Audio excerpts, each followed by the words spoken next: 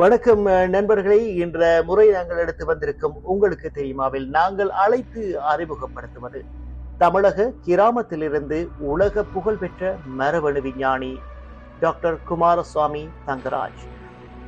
ஒரு சிறு கிராமத்தில் பிறந்த ஒரு தமிழர் உலக மனித இனத்தின் வரலாற்றை மாற்றியமைக்கும் ஆய்வுகளை மேற்கொண்டு இந்தியாவின் மிகப்பெரிய விருதுகளில் ஒன்றான பத்மஸ்ரீ விருதை பெற்றிருந்தால் எப்படி இருக்கும்? இன்று நாம் பார்க்க போவது உலக புகழ்பெற்ற மரபணு விஞ்ஞானி டாக்டர் குமாரசுவாமி தங்கராஜ் அவர்களின் அசாதாரண வாழ்க்கை பயணத்தை. டாக்டர் குமாரசுவாமி தங்கராஜ் அவர்கள் தமிழ்நாட்டின் ஒரு சாதாரண குடும்பத்தில் பிறந்தார். சிறு வயதிலிருந்தே அறிவியல் மீது அதீத ஆர்வம் கொண்டிருந்த அவர் கல்வியின் மூலம் வாழ்க்கையில் உயர வேண்டும் என்ற கனவோடு வளர்ந்தார்.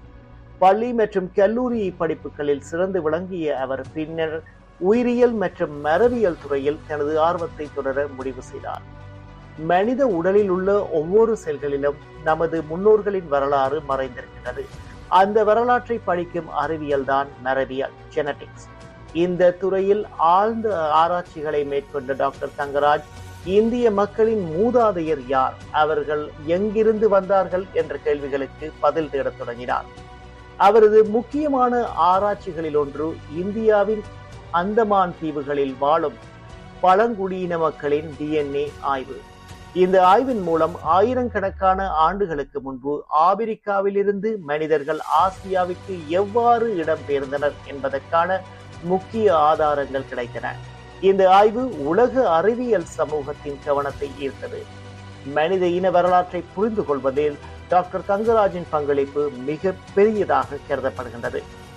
இந்தியர்கள் ஒரே இனத்தை சேர்ந்தவர்கள் அல்ல, பல்வேறு இனங்கள், மொழிகள் மற்றும் சமூகங்களின் கலவையாக உருவானவர்கள் என்பதை அவரது ஆய்வுகள் காட்டின.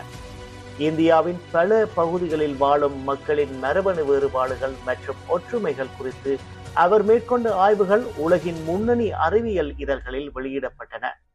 மனிதர்களின் வரலாற்றை அறிந்து கொள்வதோடு மட்டுமில்லாமல் சில மரபணு நோய்கள் ஏன் குறிப்பிட்ட சமூகங்களில் அதிகமாக ஏற்படுகின்றன என்பதையும் அவரது ஆய்வுகள் விளக்கின.